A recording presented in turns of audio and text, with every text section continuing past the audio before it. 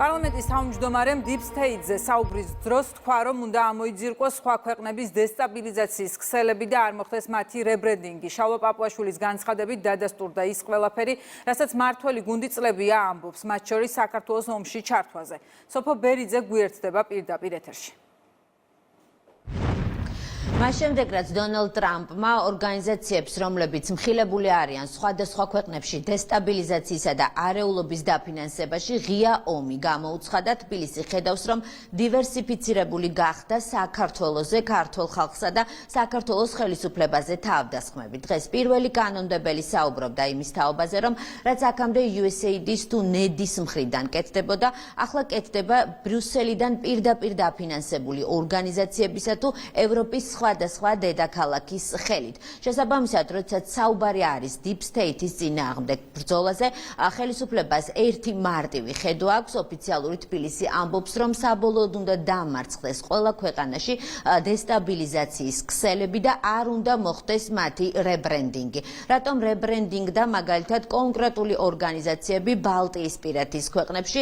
ეს აქტუალური კითხვაა იმ ფონზე, როდესაც ამ ქვეყნების მხრიდან სულ უფრო იზრდება აგრესია და თავდასხმა საქართველოს ხელისუფლების მისამართით. მართულ პარტიას ერთი მარტივი პასუხი აქვს. ხელისუფლება ამბობს, რომ ამ ქვეყნების ინტერესები გახლავთ, რომ მიიღონ სხვა უკრაინები, ისე რომ თავად იყვნენ უსაფრთხო და რუსეთის აგრესია გადაიტანონ სხვა მიმართულებით. ამ პოზიციას იზიარებს საპარლამენტო ოპოზიცია. ცოზარ სუბარი დღეს ჩვენთან ინტერვიუში საუბრობდა იმის თაობაზე, რომ სამი პოსტსაბჭოთა ქვეყნის მთავარი ინტერესი გახლავთ ის, რომ რუსეთის აგრესია გადავიდეს რომელიმე სხვა ქვეყნის მისამართით და ამ შემთხვევაში მოიაზრება საქართველო, ასე თავად ეს ქვეყნები იყვნენ მშვიდად და როგორც ცოზარ სუბარი ამბობს, ამ პირობებში მათ გააგრძელონ სწორედ რუსეთთან ეკონომიკური თანამშრომლობა და სარგებლის მიღება.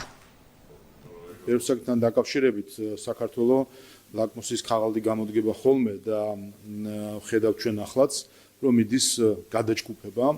ადრე რაც კეთდებოდა USAID-ის, NED-ის და სხვა მსგავსი ორგანიზაციების ხელით, რომელიც თავად ახალმა ადმინისტრაციამ ამერიკის შეერთებული შტატების ამხილა თაღლითობასა და სხვა ქვეყნებში დესტაბილიზაციის ორგანიზებაში, ახლა ეს მცდელობები და თქვათ ეს ქმედებები უკვე გადანაწილებული არის ან ბრიუსელიდან პირდაპირ დაფინანსებული ორგანიზაციებით, ან ევროკავშირის სხვადასხვა დედაქალაქზე და ხედავთ ჩვენ უკვე ასე ვთქვათ დივერსიფიცირებულ თავდასხმას ქართულ ხალხზე, საქართველოს ხელისუფლებაზე, სულეთ და მთლიანად საქართველოზე. ხედავთ ჩვენ რომ მათ შორის ეს ვიზიტები რაც ხო ბოლო პერიოდში ტური რაც მოუწყვეს მათ მარიონეტებს იმისთვის რომ მიიღონ მისცენ მათ შესაბამისი ინსტრუქცია დავალებები, ასე რომ ეს არის ჩვენთვის ტესტი საბოლოო ჯამში.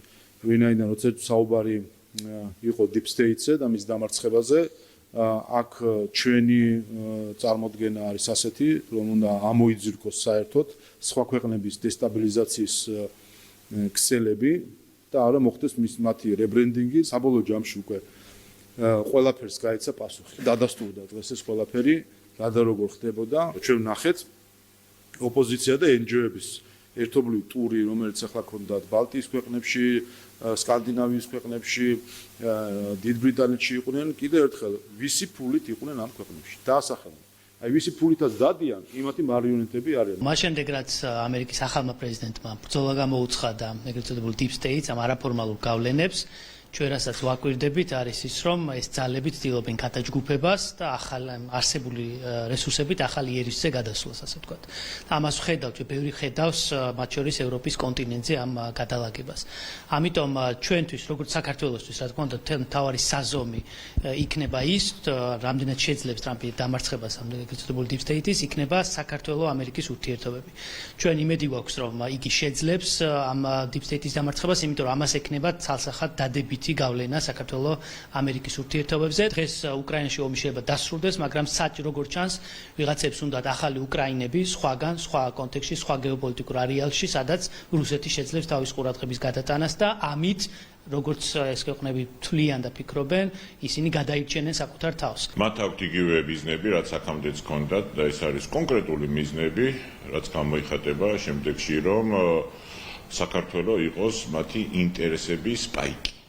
და ისე ათამაშონ ჩვენი ქვეყანა როგორც მოისურვებათ და გამოიყენონ მათ შორის ყველაზე ბნელი და ყველაზე მიუღებელი დამანგრეველი სცენარების განხორციელებაში. ის რაც ხდება უკრაინაში დღეს ფაქტობრივად რომ პროქსი ქვეყანა უნდათ რომ გახდეს საქართველო და რა თქმა უნდა ეს ქვეყნები საკუთარი ხალხის ნებას არ გამოხატავენ, ვინაიდან მათ თუნიანად აქვთ პოლიტიკური სუვერენიტეტი დაკარგული და ისინი გამოხატავენ deep state-ის გეგმებს. დღეს, როდესაც ტრამპმა დაიწყო deep state-ის წინააღმდეგ ბრძოლა, ეს ნიშნავს, რომ გარკვეულწილად უნდა რომ ეს გავლენები შეამციროს, თუმცა რამდენად შეძლებს, რამდენად ბოლომდე არის მონდომებული, ამაზე ამ წუთში ცოტა ძნელია ლაპარაკი, თუმცა ფაქტი ერთია.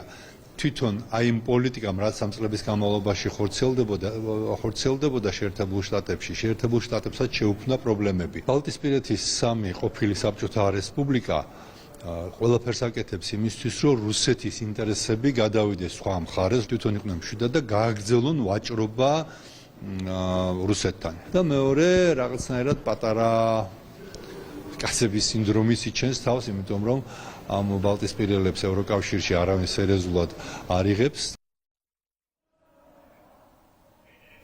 როგორც მოისმინეთ, როდესაც საქმე ეხება Deep State-ის წინააღმდეგ ბრძოლას, ოფიციალური თბილისი ერთ კონკრეტულ გამოსავალს ხედავს, ხელისუფლებას მიაჩნია, რომ უნდა დამარცხდეს დესტაბილიზაციის ქსელები. ყველა ქვეყანაში, სადაც ასეთი არსებობს და არც ერთ შემთხვევაში არ უნდა მოხდეს ასეთი ორგანიზაციების და ასეთი ქსელების რებრენდინგი. პირდაპირ ეთერში სოფო ბერიძე საუბრობდა.